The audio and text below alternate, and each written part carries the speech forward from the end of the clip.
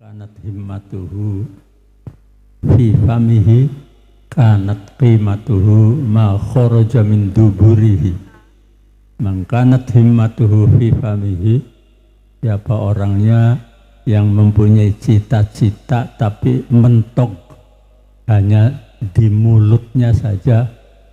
Kalau ngomongnya ngebul, ngomongnya sebakul, dua bakul, selangit, tapi realisasinya nonsen. Itu nilai orang seperti itu sama dengan nilai apa yang keluar dari duburnya, dari lubang duburnya, itu sama gitu. Tapi saya nggak mau disamakan begitu tuh. Kita nggak mau, karena ini ya orang kepengen ya, atau orang mimpi ya, nggak sama dong dengan ma kharaja min duburi kanat qimatu ma kharaja min duburi, ya bukan. Saya memangnya tidak mau disamakan ya. Jadi insya Allah kita merintis untuk al-islah lebih baik lagi, intinya begitu.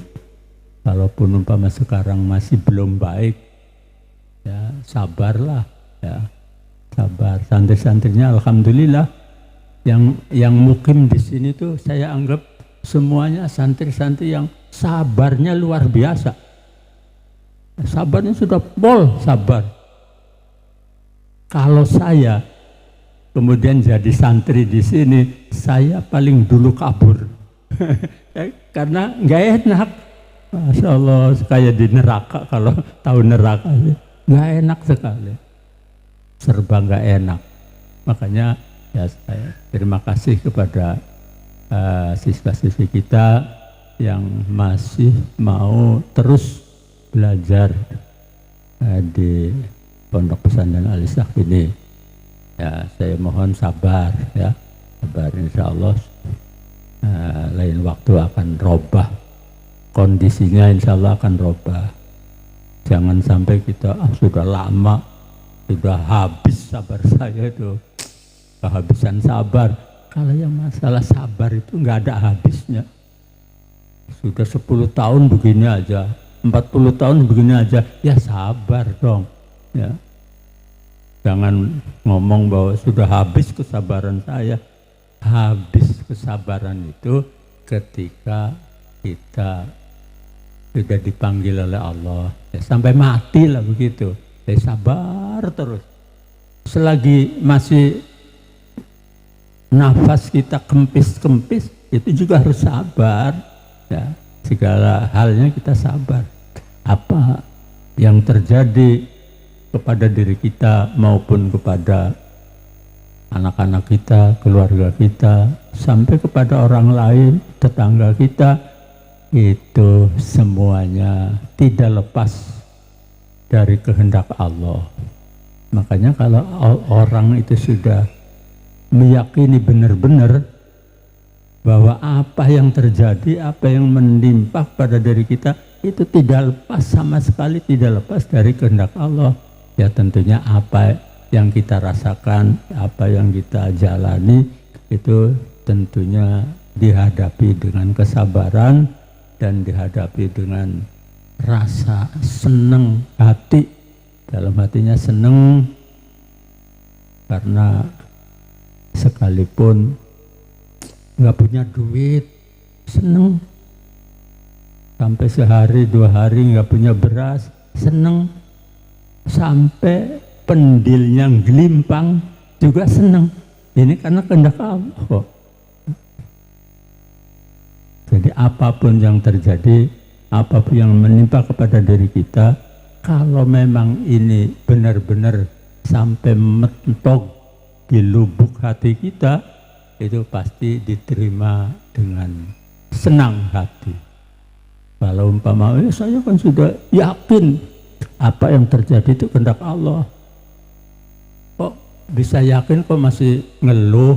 Jadi orang itu kalau masih ada keluhan, orang kalau ada keluhan itu berarti keyakinan bahwa ini kehendak Allah itu belum mentok sampai hati. Baru di mulut atau paling dalam baru tenggorokan, belum sampai ke hati. Kalau sudah di hati, Ala inna awliya Allahi la khaufun alaihim walahum yahzanun. Itu pangkatnya, martabatnya sudah menjadi kekasih Allah. Jadi kepengen jadi kekasih Allah gampang, sudah gampang, tapi pelaksanaannya susah. Ya. Kalau kepengen jadi kekasih Allah, zaman kepengen jadi kekasih Allah enggak? Ya asal kepengen aja lah, sekalipun belum mampu, masa kepengen aja enggak, ya sudah keterlaluan lah. Ya. Kita asal kepengen dulu, ya. Kepengen jadi kekasih Allah, syaratnya harus menerima apa yang terjadi, apa yang menimpa kepada kita, itu yakin itu kehendak Allah. Punya duit senang, tidak punya duit juga senang. Sehat senang, sakit juga senang. Jadi enggak ada yang ini sawahnya habis kena tikus senang, ya. Kena wereng senang. Sawahnya hasilnya banyak, ya senang. Tapi senangnya itu kalau sudah mentok dalam hati itu sama. Antara kita punya duit, senangnya segini. Kalau tidak punya duit, senang juga. Nah ini jangan, kalau lagi giliran sawahnya kena tikus, senang aja, saya juga senang. Tapi senangnya sedikit. Ya, yang besar ngeluhnya. Tapi kalau umpama giliran jadi senangnya sudah pol-polan, itu namanya belum mentok dalam hati kita keyakinan bahwa apa yang terjadi kepada kita itu semuanya dengan kehendak Allah. Jadi mudah-mudahan ini juga merupakan suatu kewajiban kita untuk menerima takdir, untuk menerima ketentuan dari Allah Subhanahu wa Ta'ala.